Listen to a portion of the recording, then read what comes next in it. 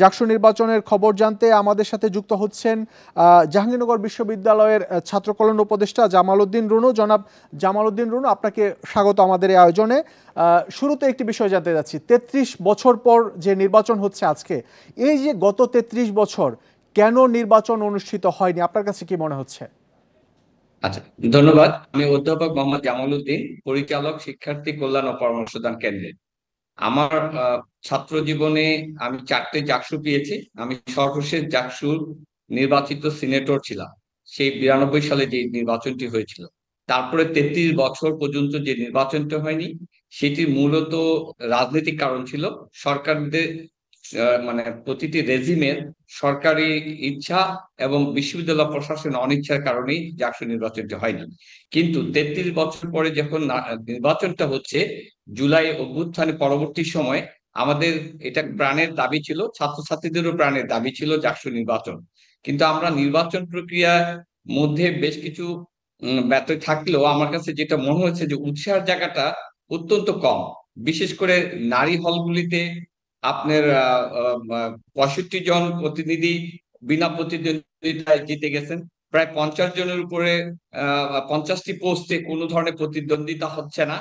সেরকম একটা প্রেক্ষাপটে ছেলেদের হলগুলোতেও দেখা যাচ্ছে যে কম প্রতিদ্বন্দ্বী, এবং জাকসুর সেন্ট্রাল যে ইলেকশন হচ্ছে সেখানেও আগে যেভাবে পলিটিক্যাল পার্টিস গুলার সমর্থিত ছাত্র প্যানেল গুলা থাকতো, এবার শুধুমাত্র ছাত্র দল সমর্থিত প্যানেল এবং শিবির সমর্থিত একটি সম্মিলিত প্যানেল আর কিছু আমাদের সাংস্কৃতিক জোট স্বতন্ত্র মিলে করছে।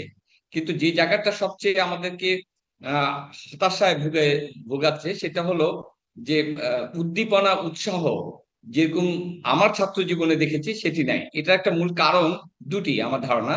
একটা হলো জাহাঙ্গীরনগর বিশ্ববিদ্যালয়ের নির্বাচনের ডেট বারবার পিছিয়ে দেওয়ার ফলে ছাত্রছাত্রীদের মধ্যে হয়তো এরকম একটা ধারণা হয়েছে যে এইবারও নির্বাচনটা কি হবে কিনা। এটা একটা। আরেকটা দিক হলো নির্বাচনের আচরণবিধিতে আমার অভিযোগ, ছাত্রছাত্রীদের আচরণবিধিটা অনেকটা সান্ধ্য আইনের মতো। 25 জনের বেশি ঘোরাঘুরি করা যাবে না, কোনো অনুষ্ঠান করা যাবে না।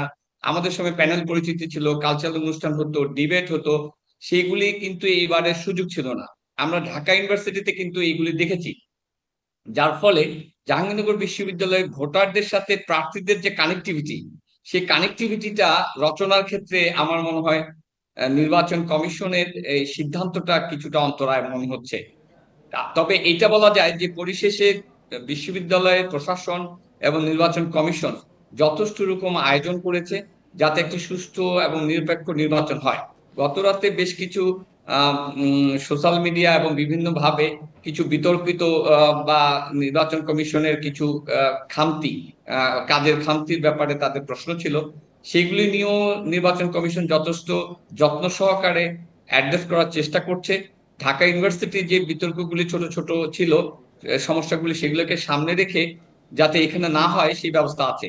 তবে এটা ঠিক যে যেমন আমাদের প্রতিবেদক বললো, এখনো হল, আমাদের আবাসিক ইউনিভার্সিটি তো আমাদের এত বেশি ছাত্র ছাত্রী না, সেই কারণে হলগুলিতে নির্বাচন প্রক্রিয়া একটু আস্তে ধীরেই শুরু হয়। আশা করছি দিন গড়ানোর সাথে সাথে হয়তো ছাত্রছাত্রীরা আমরাও আশা করছি শান্তিপূর্ণ পরিবেশে সুষ্ঠুভাবে জাকসু নির্বাচন শেষ হবে। আমরা আমাদের সাথে যুক্ত হওয়ার জন্য আপনাকে অনেক ধন্যবাদ।